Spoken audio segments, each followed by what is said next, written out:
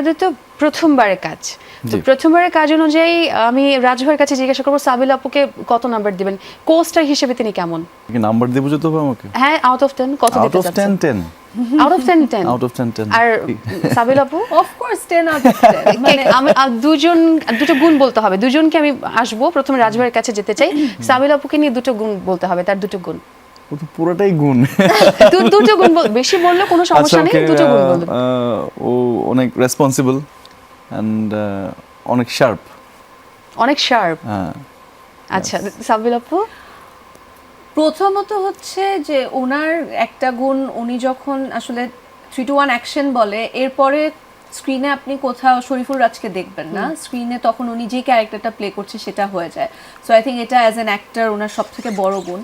আরেকটা গুণ হচ্ছে উনি অনেক ইজিলি সবকিছুর সাথে অ্যাডাপ্ট করে ফেলতে পারেন। আমি চাচ্ছি কোস্টার হিসেবে তিনি কেমন? না, এটা তো co-star অফ স্ক্রিনে তিনি কি রকম এবং অন স্ক্রিনে তিনি কি রকম সেটা অন বললেন। স্ক্রিন তো বলেছি হ্যাঁ। যে কিরকম, অফ স্ক্রিনে উনি আসলে অনেক মজার একটা মানুষ। তো মানে আমাদের টিম ওয়ার্কটা এই জন্যই আই থিঙ্ক এত ভালো হয়েছে, কারণ ওখানে শরীফুল রাজ ভাইয়ের মতো ছিল মানুষ, অ্যাক্টর, সেই সাথে মোশাররফ ভাইয়া ছিল, আমাদের মমো আপু ছিল, শ্যামল ভাইয়া ছিল, চঞ্চল ভাইয়া, বাঁধন আপু। সো সবাই আসলে কো স্টার হিসেবে ভালো দেখে আমাদের টিম ওয়ার্কটা সহযাত্রাটা অনেক ভালো হয়েছে। ভাইয়া কতটুকু জ্বালিয়েছে সেটে, নাকি আপু বেশি জ্বালায়? কে জ্বালিয়েছে?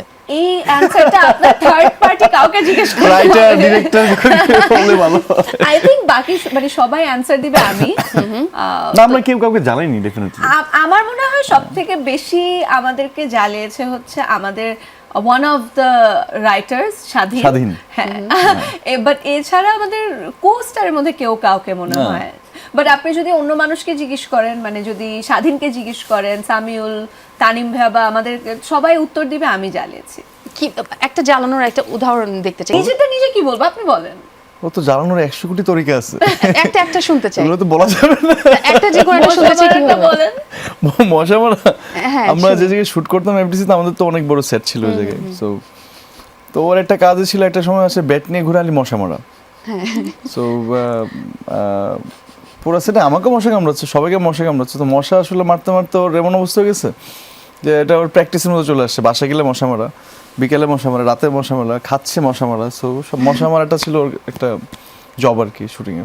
আর রাজভাইয়ের কোনো কিছু?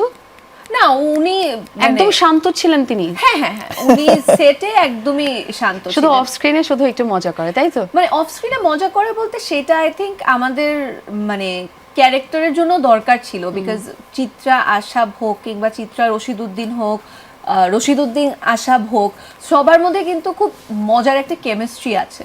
সো ওই কেমিস্ট্রিটা যদি আমরা অ্যাকচুয়ালি ন্যাচারালি মানে অডিয়েন্সের কাছে প্রেজেন্ট করতে চাই, তখন সেটে যদি আমরা আসলে টুকটাক একটু মজা না করি তাহলে জিনিসটা অর্গানিক। আমাদের মোশাররফ ভাই সবচেয়ে বেশি লাইক মজাতে মোশাররফ ভাইয়ের প্রথম স্থান অধিকার করেছে ফার্স্ট। তার একটা ডায়লগ আমার মনে পড়েছে, খুবই ইন্টারেস্টিং ছিল এবং এটা কিন্তু ক্যাচি ছিল। দুটো জিনিস মনে রাখবে, দুটো জিনিস মনে রাখবা, কারণ তোমাদের ব্রেনের যে অবস্থা। তো আমি প্রশ্ন করব, প্রথমে রাজু ভাইয়ের কাছে যাই, কোন দুটো জিনিস আপনি সবসময় মাথায় রাখেন? আপনার রেগুলার লাইফে হতে পারে বা আপনার সেটে হতে পারে, কাজের ক্ষেত্রে হতে পারে। প্রথমটা হচ্ছে মায়ের কথা, আরেকটা হচ্ছে আমার ফোন ঠিক আছে কিনা, আমার সাথে আছে কিনা। আর সাবিলা আপু? একটা হচ্ছে সব জায়গায় সময় মতো যাওয়া, মানে খুব পাংচুয়াল। হ্যাঁ, আমার দেখা যায় 12টায় কল টাইম থাকলে আমি হয়তো 11:40 আগে 1 ঘন্টা আগে চলে আসে, তো টিম রেডি থাকে না। সেটার জন্য মনে হয় রাজ ভাইকে একটু বিড়ম্বনায় পড়তে হয়, তাই না? না, একটা জায়গায় তো যাওয়ার নিয়ম আছে, 12টা মানে 12টা। ও তো যদি 11টা চলে আসে তো পুরো টিম তো আসলে মানে প্যানিক করবে না, লাইক হচ্ছে এত আগে এসে কি করছে। আরেকটা হচ্ছে যে আমি কখনো মানে যেটা মাথায় রাখি বা যেটা আমাকে আমার আব্বু আম্মু সবসময় বলতো যে নিজের ভালোর জন্য বা নিজের ইমপ্রুভমেন্টের জন্য যেন কাউকে কখনো হার্ট বা কারো কোনো ক্ষতি না হয়, সেটা সবসময় মাথায়